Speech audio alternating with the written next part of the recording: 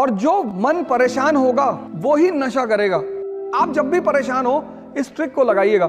ये युवाओं के लिए है, जिसने ना कभी आराम किया, विघ्नों में रहकर काम किया। विघ्न मतलब चैलेंज, जिससे आप भाग रहे हो। अब अगर भाग जाते तो बड़ी बेइज्जती होती। कोई छोटा मोटा विचार आपको प्रभावित नहीं कर सकता। एक चीज मैं बार बार रिपीट करता हूं, इस दुनिया में सारा खेल शक्ति का है और शक्ति के सृजन में मन की बड़ी भूमिका है। इस पूरी लाइन को सुनिएगा, शक्ति के सृजन में मन की बड़ी भूमिका है। आपका पूरा जीवन मन पे, इसलिए दुनिया के जितने भी धर्म हैं उसमें सजदा का, सर झुकाने का बड़ा इंपॉर्टेंस है। आप मंदिर में भी सर झुकाते हुए लोगों को देखोगे, मस्जिद में भी देखोगे, कहीं भी जाओगे तो सर झुकाने का बड़ा कॉन्सेप्ट है, क्योंकि मनुष्य का पूरा जीवन यहां से संचालित है। स्टीफन हॉकिंस की फोटो अगर कभी आप देखो, शरीर खराब है, मन ठीक है, नोबेल प्राइज विनर, 24 प्राइज दुनिया में। और दुर्योधन की अगर आप फोटो देखो तो पूरा शरीर ठीक है, दिमाग खराब है। मैंने कहा ना, आपने देखना बंद कर दिया। आप बादाम का तेल लगा रहे हो सर में, बादाम का शैम्पू लगा रहे हो, बादाम का साबुन लगा रहे हो और खा रहे हो गुटखा।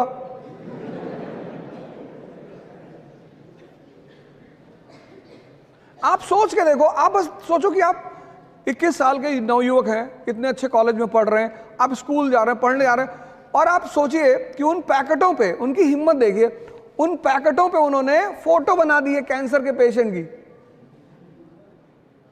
आप उनकी ताकत देखिए कि आपको वो कितना मूर्ख समझते हैं कि मरा हुआ दिमाग है तुम्हारा। आज अगर आप, तो मुझे नहीं लगता आप में से कोई खाता होगा, लेकिन मान लीजिए अगर कोई खाता हो तो आज आप 1 मिनट उस पैकेट को देखिएगा जहां वो फोटो बना है। बस आप गौर से एक बार उसे देखिएगा। तो जब सारा संचालन मन से होगा, सारा, तो शरीर से ज्यादा किस पे ध्यान दिया जाना चाहिए? मन पे। स्वामी विवेकानंद गए यूरोप, अमेरिका, कोई टाई नहीं, कोई सूट नहीं, कुछ नहीं, कितना सम्मान हुआ। तो वो सम्मान किसका था?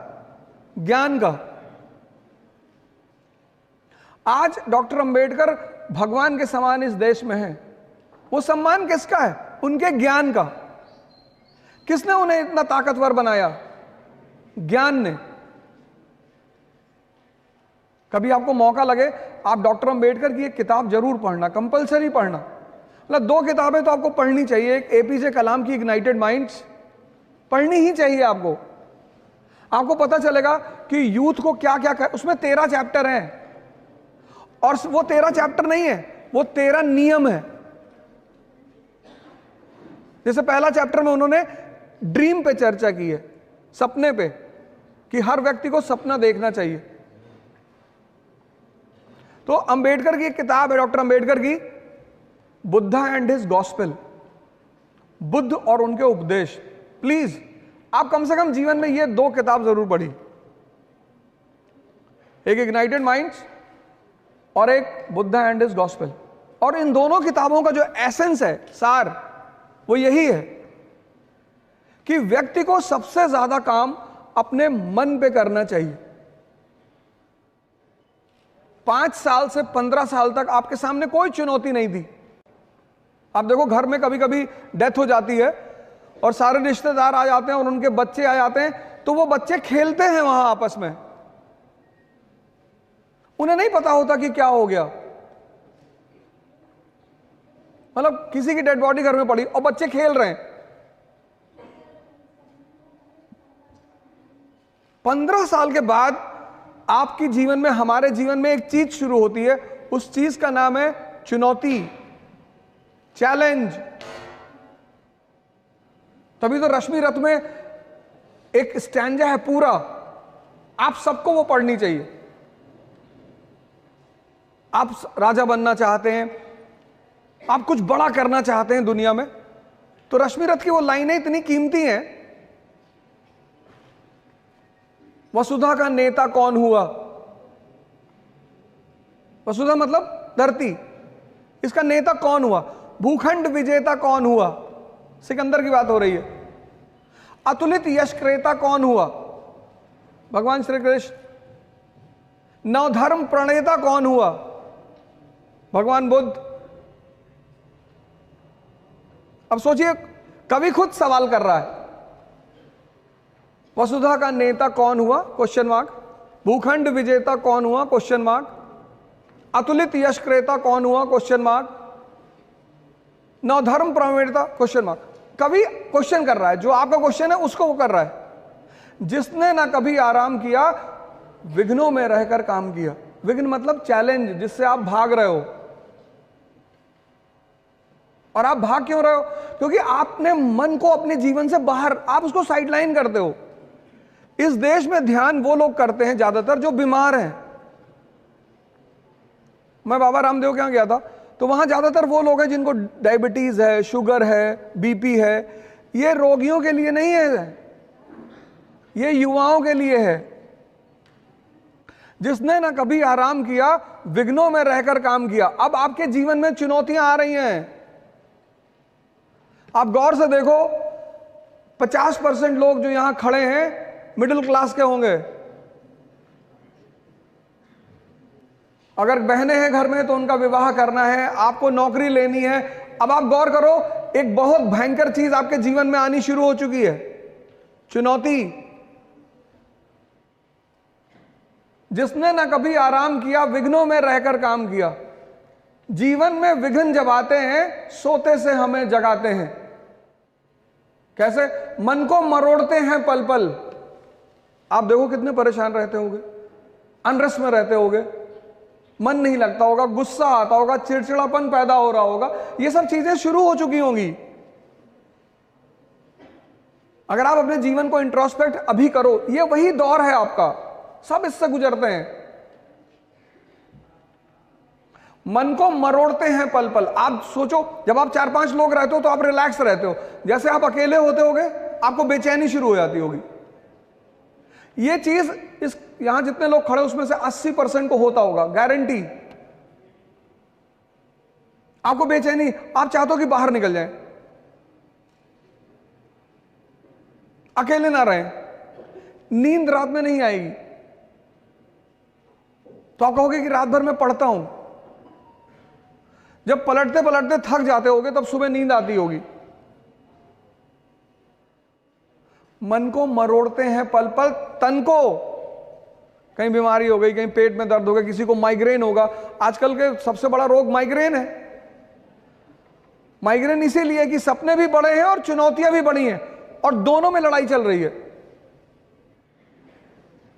ध्यान मतलब देखना, अपने आप को देखना। उसमें एक प्रक्रिया है। भारत में बड़े सारे सेंटर्स हैं, विपासना के सेंटर्स हैं। बुद्ध ने ये खोज की थी, इस विधि की, विपासना की। विपासना का मतलब होता है अनपान सती, अपने आंख सांसों को आते जाते हुए देखना। आप जब भी परेशान हो, इस ट्रिक को लगाइएगा, अपनी सांसों को देखिएगा। आपका मन क्या है ये आपको नहीं पता, विचार कहां से आते हैं ये आपको नहीं पता, और विचार कौन से आएंगे ये भी आपको नहीं पता। मैं क्लास ले रहा था अर्ली इन द मॉर्निंग 8 बजे। एक लड़का आगे ही बैठा था और 700-800 की क्लास थी। तो कुछ देर बाद वो बाहर निकला, फिर आ गया। तो ऐसा होता रहता है, लड़के जाते रहते हैं, आते रहते हैं, वो कोई दिक्कत नहीं है। फिर 15 मिनट बाद वो फिर बाहर निकल गया। तो मुझे लगा इसका शायद तबीयत खराब होगी, फिर आगे बैठा। फिर तीसरी बार जब वो उठा तो मैंने उसे रोका, मैंने कहा क्या हो रहा है? कह रहा सर मुझे बार बार लग रहा है कि भूकंप आ रहा है। ये तुम्हारा मन ही तो है, विचार फेंक देता। तुम बैठे हो और विचार कब फेंकेगा? जब पढ़ने बैठोगे तब। तुम पूरे दिन घूमो, ये तुमसे कुछ नहीं कहेगा। जैसे तुमने किताब खोली एक विचार फेंक देगा, सीतापुर वाली बुआ पापा से मकान में हिस्सा मांग रही।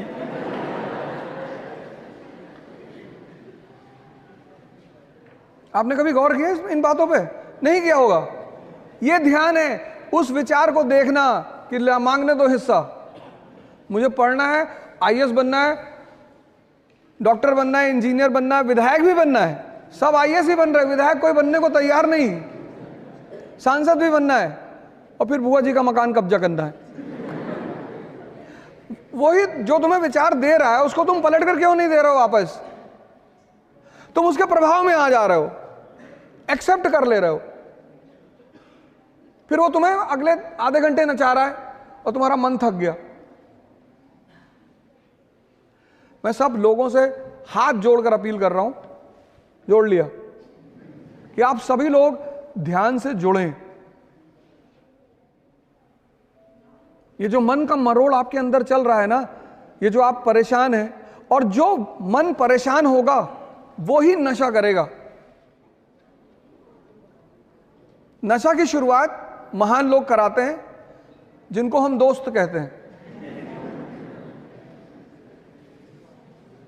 उनको पता होता है कि नशे के रोल क्या है, जो कर रहे होते हैं उनको पता होता है कि ये चीज क्या है। तो अगर आप नहीं करते हैं तो वो आपको पकड़ेंगे और फिर आपको किसी ना किसी तरह से, लड़कियों को तो बहुत बचना चाहिए क्योंकि सबसे ज्यादा तो लड़कियों को पकड़ लेंगे। मॉडर्न वुमन, तो मॉडर्न वुमन क्या बनेगी? इंदिरा गांधी बनेगी, कल्पना चावला बनेगी, लक्ष्मी सिंह बनेगी। लक्ष्मी सिंह जी हमारे यहाँ की कमिश्नर है, बहुत धाकड़ आईपीएस ऑफिसर है वो, यूपी कैडर की। टीना दाबी बनेगी, निशा ग्रेवाल 23 साल की लड़की, 22 साल में उसका सिलेक्शन हुआ था, गांव से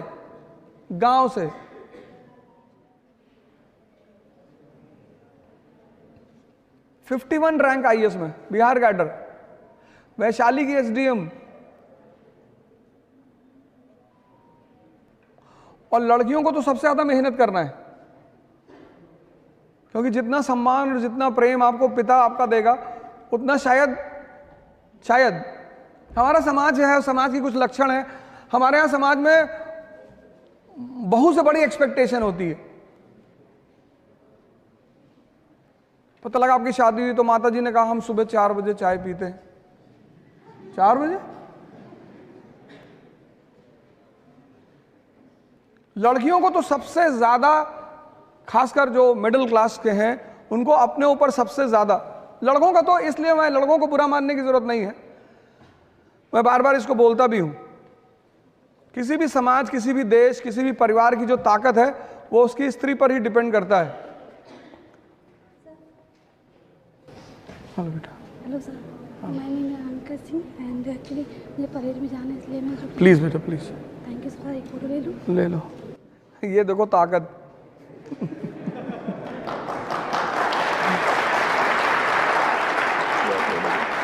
फोटो की फैसल भाई, फोटो की थी, हमें लगा डांटने आ रही। Thank you sir. पहली बार हुआ है।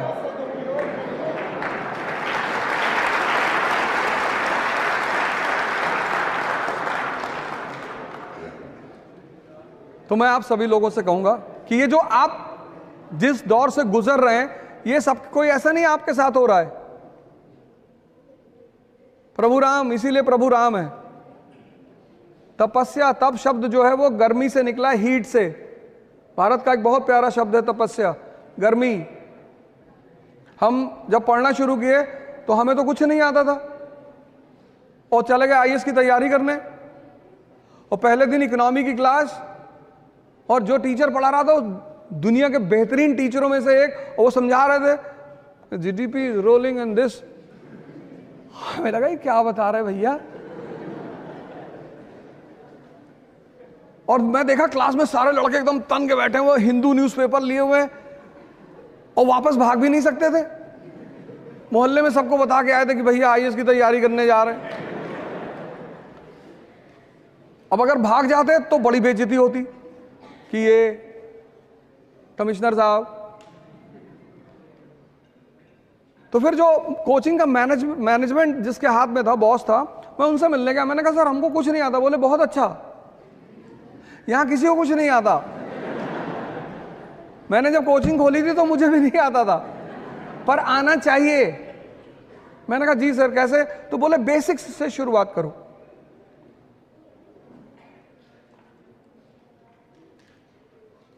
आप सारे लोग ध्यान और योग की शुरुआत करिए। यह रिक्वेस्ट है मेरा आपसे, क्योंकि चुनौतियों से तभी लड़ पाओगे जब तुम्हारे अंदर ताकत होगी। मोटिवेशन एक उधार की चीज है जो मजदूरों के लिए होती है। इस बात को डायरी में लिख लो। यह मोटिवेशन की कहानी किसने शुरू की थी? वो फोर्ड ने। अमेरिका का व्यापारी बिजनेसमैन फोर्ड, उसको पता चला कि मजदूर ज्यादा काम नहीं कर रहे हैं, तो उसने कहा इनको मोटिवेट करो। Motivation is for workers, not for Kings.